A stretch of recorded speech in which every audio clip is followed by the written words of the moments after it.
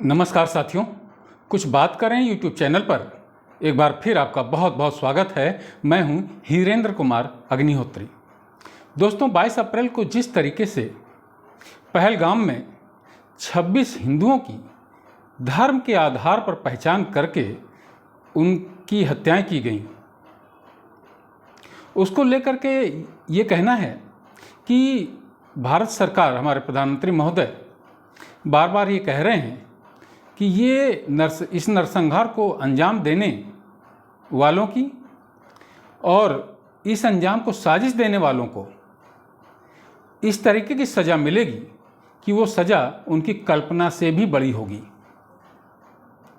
मेरा ये कहना है कि अगर ये सज़ा, ये प्रतिशोध उसी तरीके का लिया जाना है जैसे कि पिछली 2 सर्जिकल स्ट्राइक करके प्रतिशोध दिया गया। एक सर्जिकल स्ट्राइक 2016 में हुई थी और एक सर्जिकल स्ट्राइक 2019 में हुई थी। अगर इसी तरीके की सर्जिकल स्ट्राइक करके प्रतिशोध लिया जाना है तो प्रतिशोध ना ही लिया जाए तो बेहतर होगा, क्योंकि भारतीय जनता अब इस तरीके का प्रतिशोध लिए जाने के पक्ष में नहीं है। वो बहुत बड़ा प्रतिशोध लिए जाने के पक्ष में है, इस तरीके की कि साजिश रचने वाले जब भी इस प्रतिशोध के बारे में सोचें तो उनकी आत्मा भी कांप जाए। ऐसा मेरा आक्रोशित मन कहता है, ऐसा तमाम भारतीयों का आक्रोशित मन कहता है।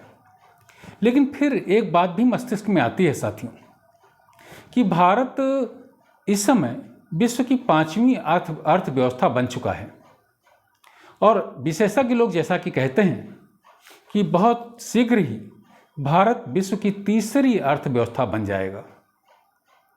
जो तमाम देश आज पहलगाम में जो नरसंहार हुआ हिंदुओं का, उसके चलते भारत के साथ खड़े होने की बात कह रहे हैं, क्या वो ये चाहेंगे कि भारत विश्व की 3री अर्थव्यवस्था बन जाए, भारत एक सशक्त देश बन जाए और भारत अपनी सैन्य शक्ति को अपनी आर्थिक स्थिति के कारण बहुत मजबूत कर ले, तमाम कल्याणकारी योजनाएं अपनी जनता के लिए लागू कर ले और फिर भारत उनके लिए चुनौती बन जाए? क्या भारत इस समय के तमाम विकसित देश जो भारत के साथ खड़े होने की बात कह रहे हैं, ऐसा चाहेंगे?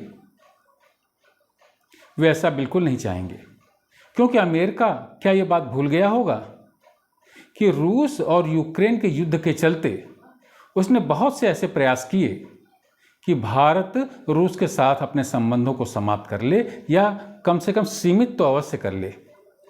लेकिन भारत ने अमेरिका की बात बिल्कुल नहीं मानी और रूस के से तमाम तेल, करोड़ों लीटर तेल भारत सस्ते दामों में खरीद करके अपने गोदाम भरता रहा और अपनी आर्थिक स्थिति को भारत मजबूत करता रहा। क्या अमेरिका ये बात भूल गया होगा कि अमेरिका ने उसे मना किया था भारत को, इसके बाद भी भारत ने ऐसा किया?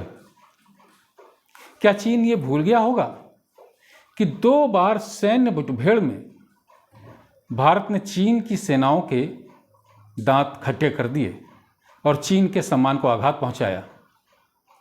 क्या ये देश चाहेंगे कि भारत आर्थिक रूप से सशक्त हो जाए? बिल्कुल नहीं चाहेंगे। इसलिए जरूर ये देश और तमाम अन्य देश भी चाहते होंगे कि भारत को एक ऐसे युद्ध में उलझा दिया जाए कि सालों साल भारत उस युद्ध में उलझा रहे और अपने आर्थिक शक्ति को मजबूत बनाने पर ध्यान ही न दे पाए, वरन उसकी आर्थिक शक्ति और कमज़ोर होती जाए। रूस के साथ अमेरिका ने यही तो किया कि रूस को यूक्रेन के साथ युद्ध में उलझा दिया और रूस जो कहता था कि 1 हफ्ते में हम युद्ध को जीत लेंगे, आज लगभग 3 साल होने को आ गए और युद्ध समाप्ति के आसार बिल्कुल नज़र नहीं आ रहे और रूस आर्थिक रूप से इस युद्ध के चलते कमज़ोर भी हुआ है। कहीं ऐसा तो नहीं कि ये शक्तियाँ भारत के साथ ऐसा ही कोई षड्यंत्र रच रही हों? साथियों, ये बातें मस्तिष्क में आती हैं, लेकिन फिर ये बात भी मस्तिष्क में आती है कि ऐसी आर्थिक शक्ति को मजबूत करके भी क्या होगा कि हम अपने शत्रुओं को मुंहतोड़ जवाब भी न दे पाएं। हमें पूरा विश्वास है कि प्रधानमंत्री नरेंद्र मोदी, गृह मंत्री अमित शाह, विदेश मंत्री एस जयशंकर और हमारे रक्षा सलाहकार डोभाल जी इन सब बातों को जरूर सोच रहे होंगे और निश्चित रूप से ऐसा कोई ना कोई कदम उठाएंगे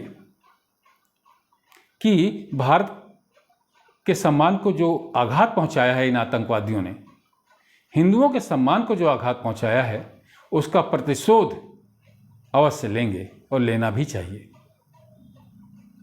तो साथियों, आज की चर्चा में बस इतना ही। अगर आपको ये वीडियो पसंद आया हो तो अपनी टिप्पणियों से मुझे अवगत कराएं और इस वीडियो को लाइक करें। अगर आपने मेरे इस चैनल को सब्सक्राइब नहीं किया हो तो कृपया सब्सक्राइब भी करें। कल किसी और मुद्दे पर आपसे बात करूंगा।